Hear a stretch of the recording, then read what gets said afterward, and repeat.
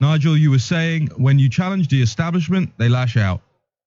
Yeah, they do. They use mockery, they use abuse, but ultimately, above all, what they use is the tactic of demonization. And that is the attempt to use a series of pejorative terms against somebody and try and make them stick as fact. And let me tell you, I've been absolutely mortified to see in the last 72 hours, a whole series of terms being used about Bannon and then being picked up by other media commentators as being fact. And I do think there needs to be a serious fight back, on behalf of people that know Bannon. Look, I've been working around Breitbart and indeed with Breitbart for several years, Raheem, as you well know.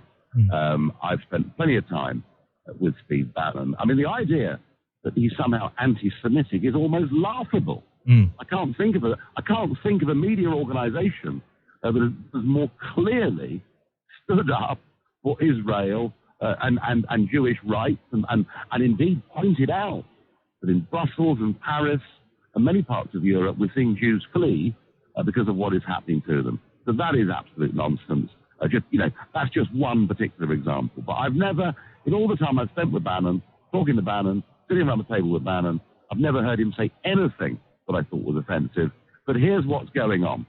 It's a bit more complex in this case. With me, it was the entire establishment against me because I did not want the European Union, which they lived off. In Bannon's case, it is that liberal left media who have always gone after him, but now that he's in a senior position are doing more of it. But I also suspect there's an element here of his own party.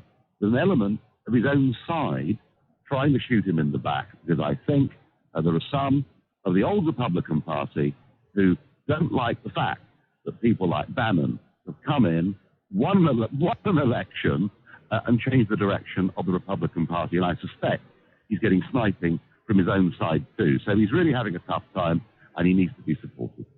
Nigel, what? Just while we have you, you met with. Well, look, I'm gonna. It sounds silly for me to say we met with President-elect Donald J. Trump on Saturday, but you spoke to him at length, and you had the most in-depth conversation. Can you tell our listeners what it was like to meet with the incoming President of the United States just days after his victory, and what he was like in the meeting? Well, it was a very great honor. I'm not even American, I'm British. And yet he had the time to spare. I've spoken, since that meeting, I've spoken to people that have known Trump in business and media and known him for a long time, and they all say the same thing. He's an incredibly loyal guy. He's a businessman, not a politician. And in business, if you shake hands with somebody, your word is your bond. You operate on trust. And I think, the reason the meeting happened was because, I went to Mississippi and shared the platform with him, tried to big up the Brexit story, but I also went back and I did the spin rooms in St. Louis and in Las Vegas. So I think in a sense, he was sort of rewarding the fact that I'd been there and I'd supported him, particularly when many in the Republican Party had actually run for the hills, if you remember, and turned their backs on him. So he is, by all accounts, an intensely loyal man, which I think is a very good thing, because most people in politics don't really understand loyalty. They answer a question in a certain way rather than saying what they think. What we found, there's no question that during the campaign, there were times when, Trump was quite aggressive and was really pushing the boundaries of debate.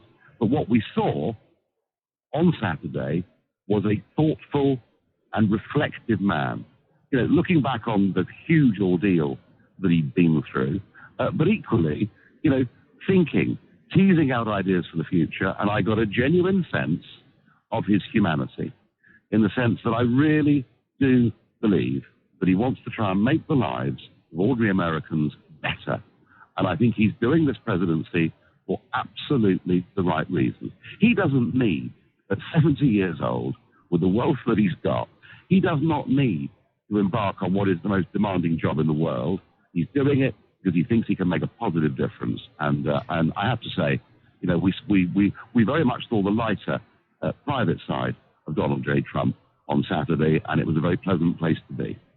Nigel Farage, leader of the UK Independence Party. Thank you so much for joining us here on Breitbart News Daily. I hope perhaps you'll join us on Saturday and we can get a little bit more into that meeting. But I will text you later.